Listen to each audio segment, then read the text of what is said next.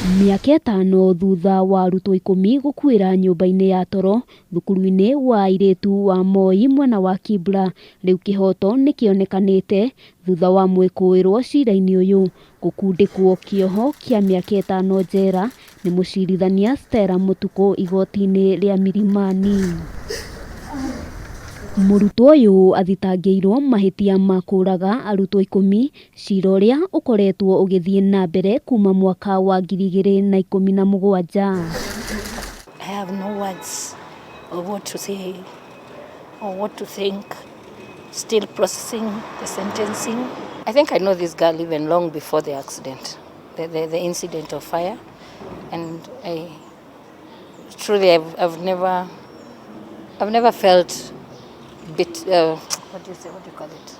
Hatred or any, maybe because of my background as a psychologist. Maybe I try to understand where she was coming from. Family cia arutwo aria mahutirio ni mutino ucio onao ni megwikinyitie igoti-ini guku makioneka kwaga kuiganira na itua riu makiuga matinona kihoto uria megutanyaga.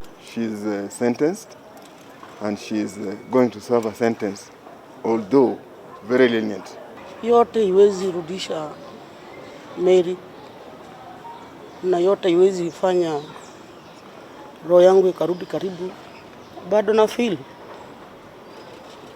napoona ama naposikia story hiyo, ninaona ni kama inanirudisha kama ninamuona. Florence Agoswa ni muciari wa Mirimo Kaya uria wakuire akigeria kuhonokia arunake, agitutariria ngoro yake iturite na ruo na macakaya, na ona gutuika ndari hindi agacokererwo ni mwari ndanaiganira na itua ria umuthi kuona mwari ni agereirio ruo runene atangieciririe. Nilitumaini atasoma nitoe katika umaskini. Mimi naishi slums. Nilikuwa ananiambia mama, nitakutoa slums, fanya bidii unisomeshe tu. Na pambana nauza sukuma, naenda soko asubuhi, wakora wananinyang'anya ili mtoto wangu asome. But nilifanya kitu bure. Nothing will ever bring my bubbles back to me, whether she stays in jail forever or not. It's just a hope that with the current spate of fires in every school, every right center, maybe her sentencing will serve as her.